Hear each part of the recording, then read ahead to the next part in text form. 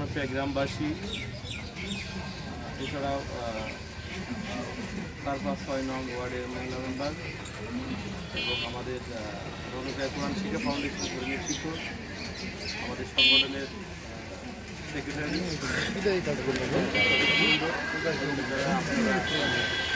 মানুষ কল্যাণ সংগঠনের পক্ষ থেকে ঈদ উপহার নিতে এসেছেন এবং রণপ্রিয়া গ্রামবাসী সবাইকে আসসালামু আলাইকুম। আমাদের রণপ্রিয়া মানব কল্যাণ সংগঠন 2014 সাল থেকে প্রতিষ্ঠা করার পর দীর্ঘ 2026 সাল 13 বছর ধরে আমাদের সংগঠনের মাধ্যমে প্রতি বছরই ঈদ উপহার দিয়ে আসছি। এছাড়া আমাদের কোরআন শিক্ষা ফাউন্ডেশনের মাধ্যমে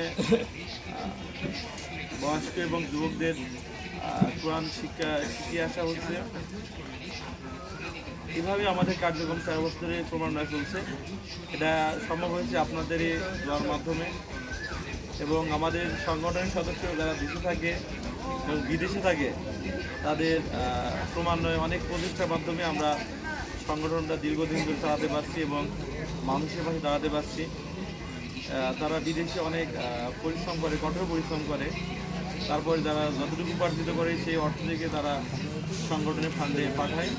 আমাদের মানবতা সেবা ফান্ড আছে, সেখান থেকেই টাকাটা কালেকশন হয় এবং আমাদের গ্রামের সংগঠনের সদস্যরা তারা বিভিন্নভাবে ফান্ড করে, এগুলো আমরা একত্রিত করে সংগঠনের কার্যক্রমটা পরিচালিত করে থাকি। বিভিন্ন মানুষ বিভিন্ন রকম মনে করতে পারেন, কিন্তু আমাদের সংগঠনের আয়ের উৎস আমাদের সংগঠনের সদস্য, এদের মাধ্যমে আমরা সংগঠনটা এত ভালোভাবে চলাতে পারছি এবং আমাদের যেই যে কার্যক্রম সুফল এটা না, আমাদের সারা বছরই গরিব অসহায়দের মাঝে যারা অসুস্থ থাকে তাদের যতটুকু পারি আমরা সংগঠনের মাধ্যমে সহায়তা করে থাকি। প্রতিবারের ন্যায় এবারও আমরা কিছু মানুষের সহায়তা করবো সংগঠনের পক্ষ থেকে, যেহেতু প্রতিবারই এভাবে সহায়তা করে থাকি। আপনারা আমাদের সংগঠনের সদস্যের জন্য দোয়া করবেন এবং যারা বিদেশে আছে তাদের জন্য দোয়া করবেন, যেন আমরা সংগঠনটা ভালোভাবে চালিয়ে যেতে পারি।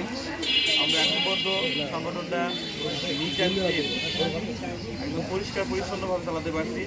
কোনো ধরনের এখানে অনিয়ম বা অন্য ধরনের কোনো বিশৃঙ্খলা পরিস্থিতি কোনো সৃষ্টি হয়নি। এটা সম্ভব হয়েছে আপনার দোয়ার মাধ্যমে। আর যদি সংগঠনের বিভিন্ন ধাপে ধাপে কার্যক্রম চলে, সেহেতু আমরা ধাপে ধাপে মানুষকে সহায়তা করে থাকছি আমরা বারবার। এছাড়া আমরা মূলত আমাদের 13 সালে যখন সংগঠন প্রতিষ্ঠা করি তখন বিভিন্ন রকম আসলে প্রতিক্রিয়া ছিল আমাদের মানুষের মধ্যে, যে সংগঠন থাকবে না, সংগঠন চলে যাবে, এই সেই বিভিন্ন রকম সমালোচনা ছিল। দেখেন এখন যে প্রোগ্রাম হচ্ছে, এই প্রোগ্রামে মোস্টলি কয়েকজন মানুষ বাদে আর বাকি মানুষজনকে বলার পরে দেখেন এখানে অনেকে অনুপস্থিত।